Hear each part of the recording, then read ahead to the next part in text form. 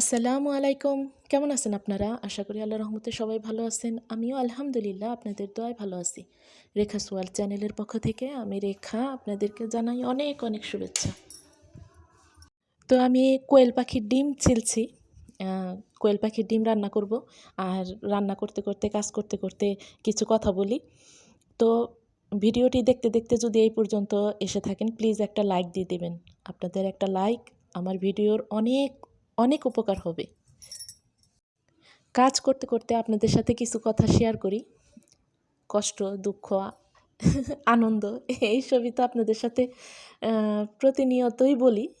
কিছু, কিছু তো বলি, কিছু, কিছু তো জানেন। আর ব্যাপারটা হলো কি, একটা খুশির খবর আছে। খুশির খবর কি, আমাদের মাঝে নতুন অতিথি আসতেছে। সেটার একটা খুশি, আনন্দ আমাদের মধ্যে বইতেছে। কিন্তু আবার কিন্তু টেনশনও কাজ করছে। টেনশন মানে অনেক টেনশন কাজ করতেছে। তো ভাববেন যে খুশির মধ্যে আবার টেনশন কিসের? হ্যাঁ, খুশিটা খুশিটা একটু টেনশনেরই। আ যে কোনো খুশির পিছনে আবার টেনশনও কাজ করে। তো ভাববেন আপু কি শুরু করছে? ভনিতা শুরু করছে, নাটক শুরু করছে, ঠিক করে বলে না কেন? হ্যাঁ, বলতেছি। বলবো, আমাদের মধ্যে যে নতুন অতিথি আসতেছে, আ সে হলো আমার বোনের আ বাচ্চা হবে তো। আ তো সেই প্রস্তুতি নিচ্ছি আমরা নতুন অতিথিকে দেখার জন্য সবাই অধীর আগ্রহে আছি। সেইটাই অনেক ভিডিও করছি জানেন? অনেক ভিডিও করছি বাবুর জন্য, নতুন বাবুর জন্য কী, কী কেনা হইছে সেগুলো। তারপরে আমার বোনকে যে আমরা কালকে নিয়ে যাব, কালকেই সিজার হবে, নিয়ে যাব, সেইটার যে একটা প্রস্তুতি, ব্যাগ-ট্যাগ গুছানো আমার মা গুছিয়ে দিচ্ছে। আমার সাথে আমার বোনও যার বাচ্চা হবে, আমার বোনও সাথে গুছাচ্ছে আর আমি ভিডিও করছি।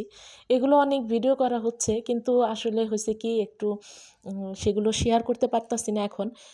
বাচ্চাটা আল্লাহ দুনিয়াতে সুস্থ সুন্দরভাবে মাকে বাচ্চাকে রাখুক, তারপরে আপনাদের সাথে ওগুলো শেয়ার করব। আশা করি ভালো লাগবে। এর পরের ভিডিওতেই ওগুলো পাবেন। তো একটু ধৈর্য ধরে থাকবেন প্লিজ, দেখবেন আমাদের আনন্দটা আ আপনাদের সাথে ভাগ করব। সেই আশাতেই আছি বসে। আহ, খুব একটা আনন্দ কাজ করতেছে, খুব ভালো লাগতেছে কিন্তু টেনশনও কাজ করছে। বোঝেনই তো। তো কথা বলতে, বলতে আমি আ কোয়েল পাখির ডিম রান্না শুরু করে দিছি। এই যে আমার হাতে এটা দেখতেছেন না? এটা ছেঁচনি।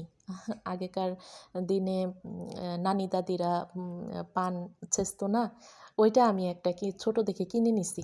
ওইটার মধ্যে করি কি, ওই যে জিরা ফাঁকি করি। অনেকটা সুবিধা হয়। মানে তাড়াতাড়ি যখন দেখা গেছে খুব তাড়াতাড়ি ওইটার মধ্যে আমি ফাঁকি করে নেই।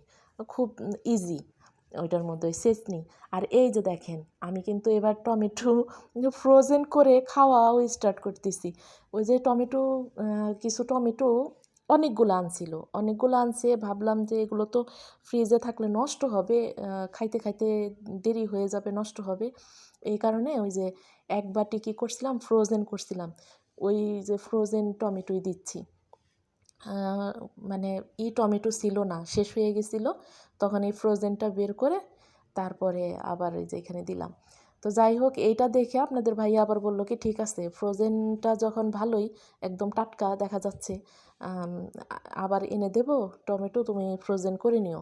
তো আনছে, ভিডিও করছি ওইটা, এখানে আপনারা পান নাই। এইখানে দেইনি কিন্তু দেখাবো। আরও আনছে, ওগুলো দিয়ে আরও ফ্রোজেন করব। ভালোই লাগে।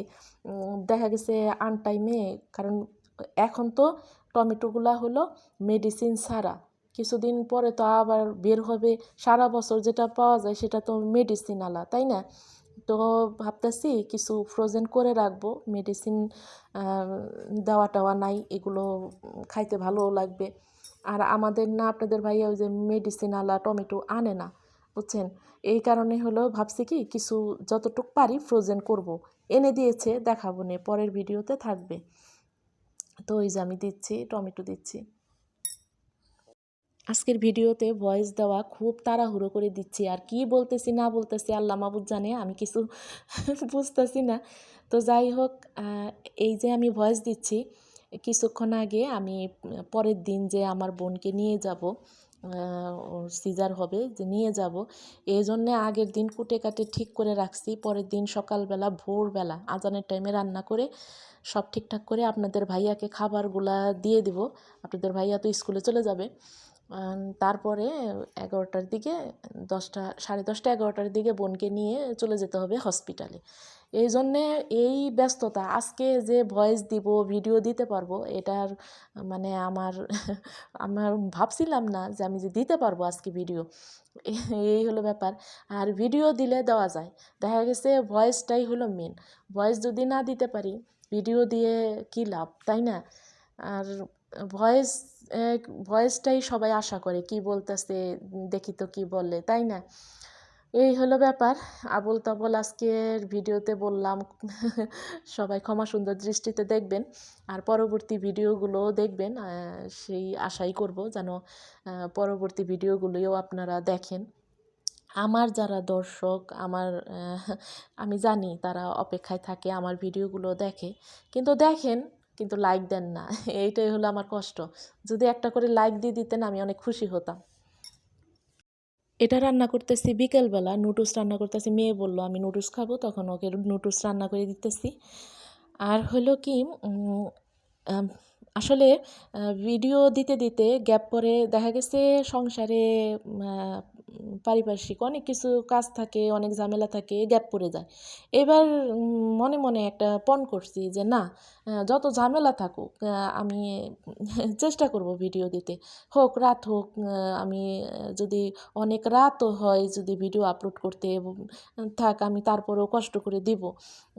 আপনারা প্লিজ একটু সঙ্গে থাকবেন, সাপোর্ট করবেন, এটাই হলো কথা। মানে গ্যাপ দিতে দিতে আমি তো চ্যানেলটাকে দাঁড়াই করাইতে পারতেছি না। এই এত গ্যাপ গেছে, এত গ্যাপের কারণে আমি চ্যানেলটাকে কোনোভাবেই দাঁড়া করাইতে পারতেছি না। এবার ভাবছি যে দেখি না, কষ্ট করে যতটুক দিতে পারি, তারপরে আল্লাহ জানে, তাই না? কাল কি হবে আমরা তো আর আজকে বলতে পারি না। যেমন এই ভিডিওটা আজকে দিতেছি, কালকে আমি দুনিয়াতে নাও থাকতে পারি।